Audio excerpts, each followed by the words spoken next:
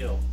Today I'm going to talk about a little tool that I acquired. I've had it quite a while now, but normally when I buy tools, I say that you buy the best you can afford and the best that you know how to use. But kind of like my dad's 92 years old, and he said that buying things with lifetime guarantee don't have the same attraction that they used to. But okay, I'm only 67, so I still like to buy good tools if it's something I'm going to be using every day. But now this one, I got it for a little job that I was doing out here in my lean-to on my shop. I needed to break up some concrete, and in my lifetime, I've spent about 40 years at times running an air-powered jackhammer, so I know what they can do. And but I've never used an electric one, so I was looking for something to break concrete with, and I came across this on Amazon, and it's been a good purchase so far. It comes in a box that's marked, it says it's start, but on Amazon it's listed as extreme power. But anyway, what you get is the hammer.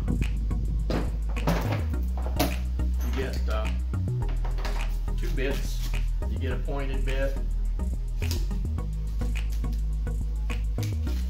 and then you also get the spade bit, which, as you can see, I've used it quite a bit. I'm going to use it again today. I'm leveling a propane tank, so I may get to show you that later on. But you also get a wrench, a couple of Allen wrenches, and you get the oil bottle, which I've never used. No plan. The tool came with oil in it. It says in the manual that it uses 40 weight motor oil. I picked this up. It's just a Dello 400, but it's in an SAE 40, and so that's what I use in it. The tool's got a sight glass on the side right here, and you've got to keep that sight glass half full or more. And I've seen reviews on Amazon talking about the tool, talking about how it leaks oil. Anybody that's ever used an air-powered pavement breaker knows they leak oil. That's just a fact of life. So, get over it. But anyway, I'm going to take it out and use it a little bit today. Like I said, I'm working on a propane tank that's been in place on a concrete pad for 27, 28 years. And over the years, the pad has settled off to one side. I'm going to level it and put some bridging underneath it to hold it in place, maybe keep it from tilting for another 27 years. And anyway, so we'll get to that and kind of show you how it works and see if you think it's a good investment. Now this is a propane tank I was telling you about. Like I said, it's out of level. It's sinking real bad to that left corner on this side. And as you can see, I'm part way done. I dig down to where I can get a high lift jack under it, but you want that high lift jack as close as you can. And as you can see, I've got a concrete ledge where it went underneath the forms sticking out on this side. So we're going to take that off, and then when I get done, I'm going to power wash and repaint this tank. Looks kind of ugly right now. Anyway, a little power washing and paint I think will be good. Now this hammer isn't terribly noisy, but it does throw chips of concrete, and so I recommend that you use a good pair of safety goggles, safety glasses. These are DeWalt's and they are really sweet, fit good.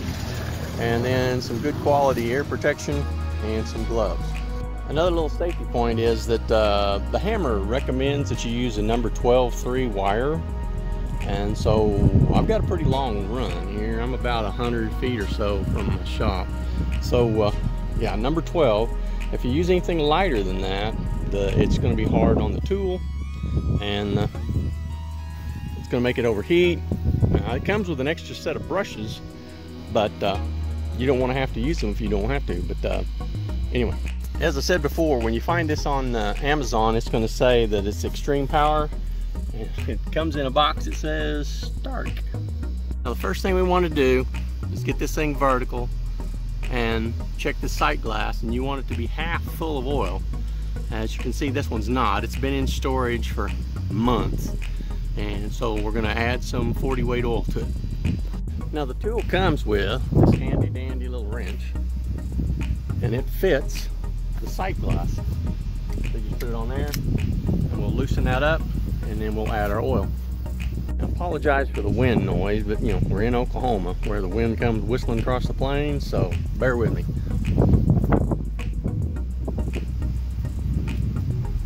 Like I said, we're going to take the sight glass out.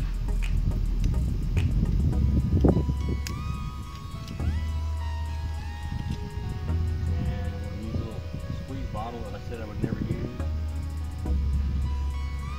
And add a little oil to it. It's got measurements on the side, so you can kind of tell what's going in there. But and the downside is you got to put the sight glass back in and stand it up. Check your oil level. Okay, we're stood up and it looks like we're good. And I'm just going to go ahead and finish tightening down the sight glass, and then we'll put it to work.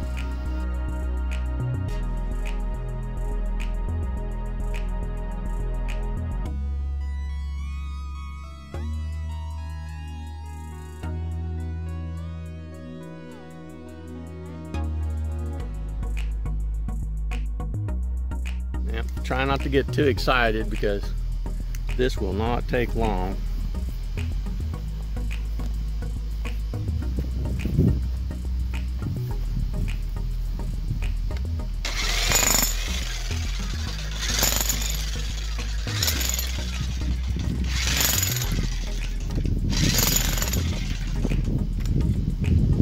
And that is all there is to it.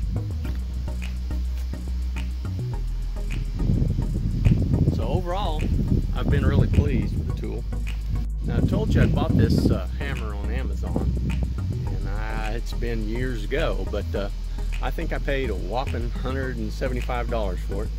If you go on and look at a Bosch or some of the other name brands, you're looking at $600–700. So I have been really pleased with this. I've used it probably a grand total of 10 or 12 hours, but it's a whole lot cheaper than going off and renting one.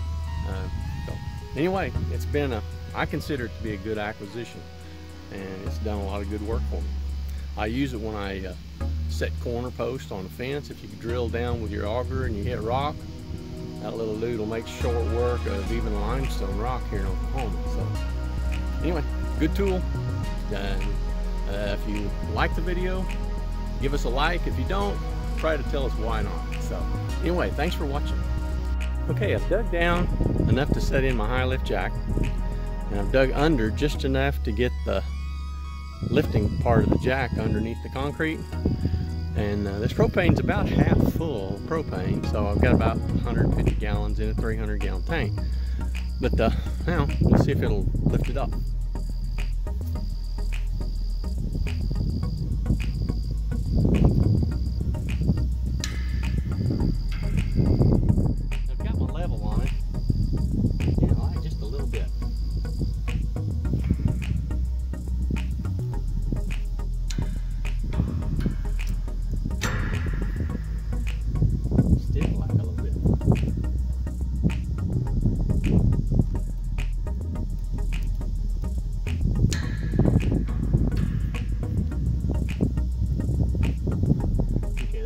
Perfect, but I'm going to go one more notch, and I'm going to put some bridging underneath it, but it's going to settle a little bit. Alright, good spot.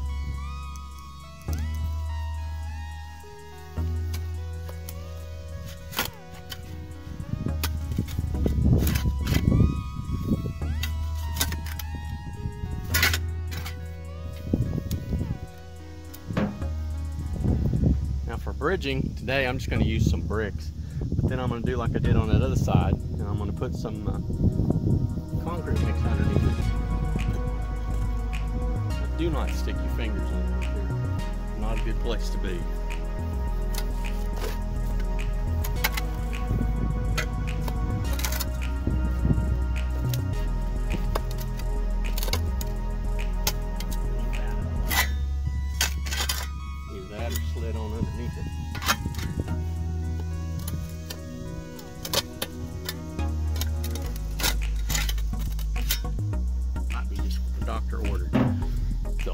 anyway, I'll let it down on that, and then while it's supported by the bridging, I'll go ahead and put some more bricks around the corner here.